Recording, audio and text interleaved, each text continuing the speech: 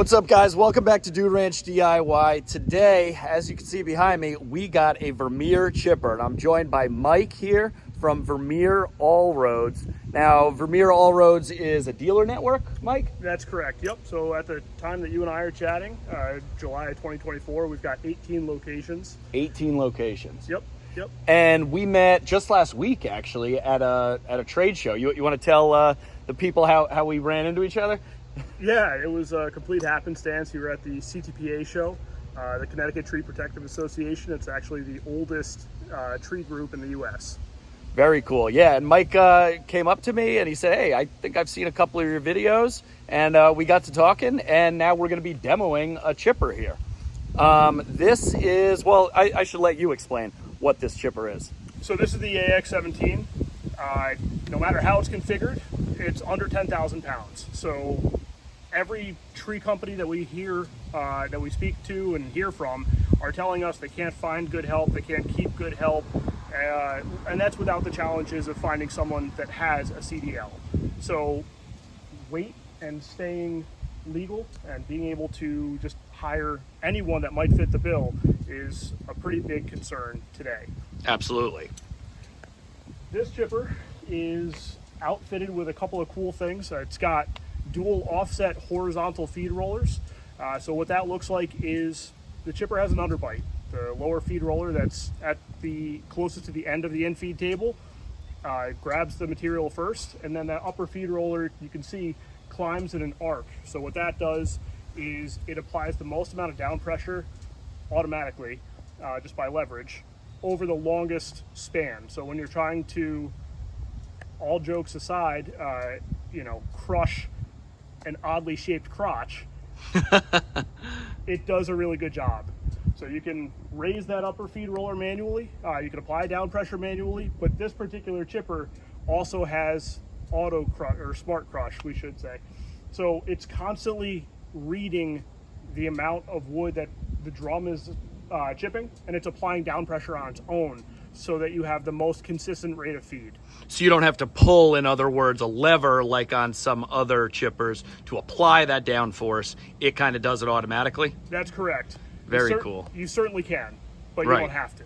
And now how big diameter wood can this thing take? This is a 17-inch chipper. 17-inch chipper, and it's got a winch, it looks like. Let's walk up a little bit closer. This thing is pretty cool. I mean, I've always used other brands. I've actually never used a Vermeer chipper, which is what I told you. When you asked me if I was interested in demoing any equipment, I was like, actually, I've never used a Vermeer chipper, so let's check this thing out. Big feed rollers, as you can see in there. I see what you mean about being offset. That bottom one is more forward of the top one. And now the big feature that I saw, especially because I have, smaller equipment to feed chippers, is that winch can actually be raised up and go out of the way, right? That's correct. So we actually own the patent on it.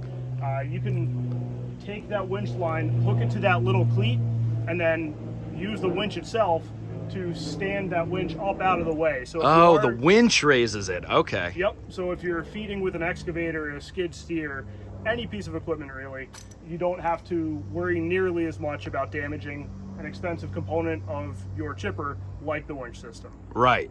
Yeah, because in the past I've fed other chippers, with fixed winches with the grapple and stuff, and you're always worried about banging into either the winch, or you're worried about banging the grapple and hydraulic hoses and stuff on the winch. So that, I think, is an awesome feature. I mean, this thing has a nice big open feed tray. I see it's fixed instead of folding. I'm guessing that's a safety bar down there. Yep, push bar to stop feed. It looks like you got controls pretty handy in the back of the chipper, which is nice. I feel like most chippers, all the controls are always towards the front, but all the business end is on the back. That's right. Yeah, so we always try to put that curbside and also right by the in-feed table. That way you can be as safe as possible. You really can have an eye about what's going on and going into your chipper to reduce the opportunity to chip a piece of metal or something else which could, again, damage your investment. So yeah, I mean, this thing is a beast, and the fact that it's under 10,000 pounds, like Mike was saying, is huge. I mean, you could see here he was towing it with a F350. I don't think the International would have any problem towing this thing, but it's a good looking chipper. It looks like it has hydraulic chute rotation and the tilt like flapper up there, which is a nice feature. Looks like the clutch engagement is right there. And then if I had to guess, this is, you know, the brains of the operation right there, again, at the back of the chipper. So really nice features on this thing. We're going to be using it, kind of taking it for a little test drive this weekend, see how it does. Thanks for the opportunity. Thank you for the opportunity. All right, guys, we are out here the next day at the job with the Vermeer AX17 chipper. We got all the boys here. We got Joe. Don't forget the ATX 530 down there. Well, we're going to get to that. We're going to get to that. We can't jump the gun here. I wanted to get him going. All right, guys, we are out here at the job the next day. We got the Vermeer AX17 chipper here. We got all the boys. We got Trevor, we got Chris, we got Joe. Joe, you want to explain to us what we're going to be doing here? Me and Trevor already started doing this. We got a little removal. We got some brush on the ground already. And then we got these two big boys. This thing is full of brush. This is, yeah, a lot of wood. This is a big Norway maple. Both of these are coming down, so this should be a great test for the Vermeer AX17. And then you got a new little thing here. Let me show you guys. All right, Joe, if you guys remember, Joe was interested in buying a new machine, and he did just that. We got the Vermeer. It is another Vermeer. ATX 530. ATX 530. Look at this thing. Mini articulating loader. How are you liking this thing so far? I love it. It doesn't do any damage to the lawn. I drive around, donuts, in and out, brush, wood. It's great. I've been using Jake's Maratach grapple here. Yeah, we got the Maratach grapple. To lend me, so that thing's been awesome too. And I can't say anything bad about the machine. It's great. It's got the telescoping boom on there. Gets right into the trailer. Awesome. Well, we'll get to see this today in action. We're just getting things fired up here. But as you can see, we already got brush on the ground for the chipper and plenty more to come down. Joe has his bucket out here, so we're going to get things going.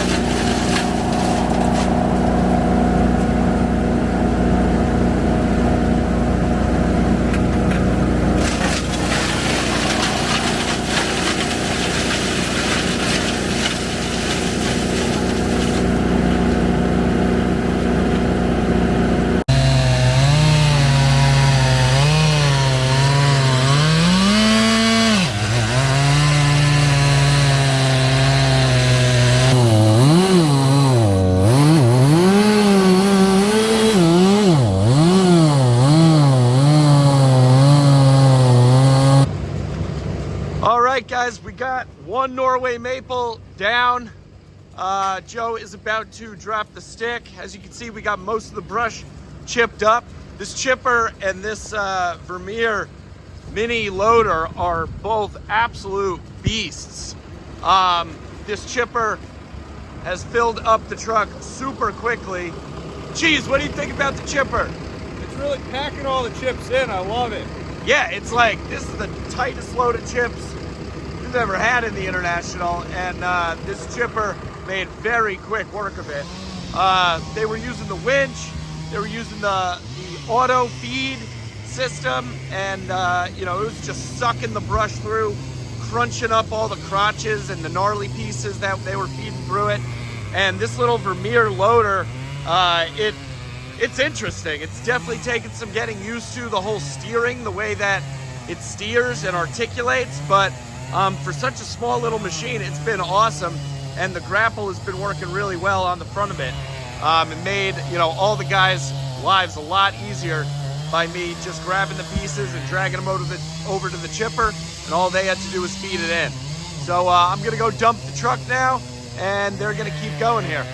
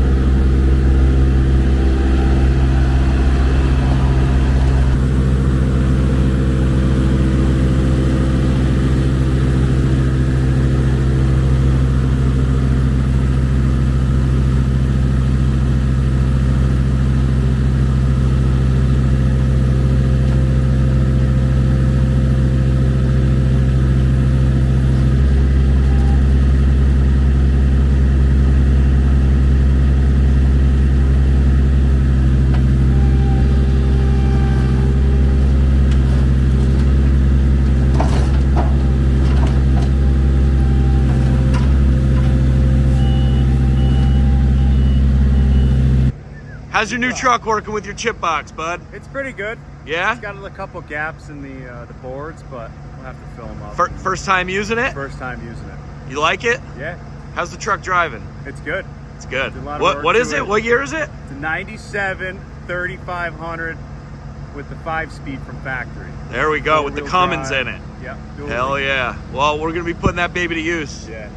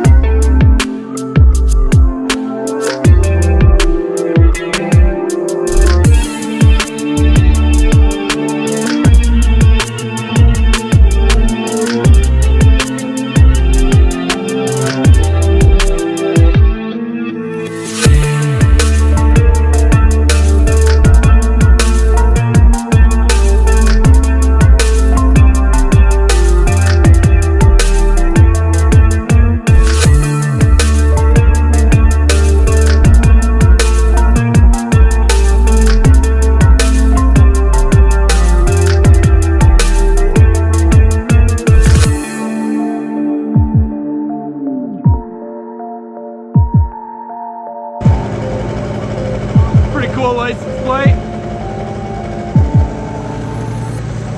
Must not have gotten the memo that this is a Norway maple though. Well, all right, guys, that's where we're gonna leave it for today. Joe's gonna be coming back on Monday to drop it and do the final cleanup and stuff, but it's getting late. He's got to go relieve his wife on baby duty. But before we take off, Joe, get in here a little bit. It's not a wide angle. Trevor and Chris, the three of us used this Vermeer AX17 the most today while Joe's up in the bucket. What did you guys think about this thing compared to the Bandits and the Moorbarks that we've used in the past? I think it's nice to have all the features, like the hydraulic features to move the chute and the tip of the chute. I like the auto idle. It idles down after a while. So yeah, that's nice. In the bucket, you know, once you're not chipping for a little bit. And yeah, it idles down after 60 seconds. Yeah, which is nice. And the crusher too, the auto crusher. Yeah, nice. That, and like I feel like there wasn't a single branch that like didn't go through. No, we barely had to use the reverse feed on the drum to make a cut so that it would go through. This thing had more than enough power to crush everything that went through. Yeah, those offset feed wheels or the rollers, I think, really made a big difference. The way that, you know, pushes down on the front end of that brush and really jams it in there. Joe, you were a beast up in the tree today. I would say from the ground, I did like you guys moving the chute around. That looked like it was very smooth. Yeah. To fill the truck. It would be nice to do some fly chipping with this thing and like really blast it into the woods. Right. And see how it does. But I do have to say, yesterday at the end of the job, this feature right here was really nice. Oh, the clean out door. Yeah, because I had a bunch of, we were chipping. Yeah, why don't we pull that right now? Locust brush yesterday. And there's a bunch of crap in there, and bam, I didn't have to crawl underneath there and fiddle around with a pin or anything. Yeah, look at that. Look at that, smooth. That is nice. And it's that done. is nice. And everything's all cleaned out. Now, I will say the one thing that I think we all kind of agreed upon that was a downfall of this thing was the winch. To let it out, it goes super, super slow. Yeah. And we basically had to free spool it. Once you winch a piece up to, you know, the feed table here and you want to let it down on the feed tray, it was just taking forever to lower those pieces down. So we ended up just pulling the free spool function, which is great, it's fast, but then the piece comes slamming down on the feed trough. So I think that's like the one, really only like the one complaint that we had on this thing. Can you guys think of any other, you know, constructive criticism things you'd like to see? When we were chipping small brush, like raking piles, That's supposed to be chipping. we're not shoveling piles into the thing, but you know you get your last little bit of brush and throw it in. As you're chipping, it doesn't bog down enough for it to realize that you're still chipping. Yes, so the auto idle. Constantly hit that auto idle back up every 60 seconds while you're finishing up the end of your day. Yeah, so in order to get it to rev back up, you got to hit this green button. I think you are absolutely right. It wasn't putting enough load on the motor for the sensor or whatever that controls that to recognize that it was chipping, you know. And when we say we're throwing through little stuff, it's like little twigs and like, you know, suckers and stuff like that. It doesn't do that on the big wood. I did just want to point out here that when you do get to that point of your day where you're chipping up small suckers and stuff and it wasn't recognizing on the sensor, you can shut off that eco idle feature of the chipper at any point by just pressing a single button on the control pad, and that would just allow it to stay revved up as long as you want it to. All right, so I hope everybody enjoyed that. This Vermeer chipper was awesome. Joe's little Vermeer, what is it? The ATX 530. ATX 530. That thing is pretty sweet as well. And the Vermeer C252 stump grinder. Yeah, will be here. Right, Joe's going to bring his Vermeer stump grinder next week to get these stumps ground out. So yeah, that's going to wrap it up. Hope you guys enjoyed. Drop a comment down below if you want to see me test out more Vermeer products. Vermeer makes all different types of stuff, some really cool equipment, and hopefully this is the beginning of a cool relationship between Dude Ranch DIY and Vermeer. So as always, guys, if you like the video, give it a big thumbs up, click that subscribe button down below. Questions, comments, feedback, throw it in that comment section. But for now, I'm Jake, Joe, Chris, Trevor. This is Dude Ranch DIY. Thanks so much for watching. We'll see you here next time.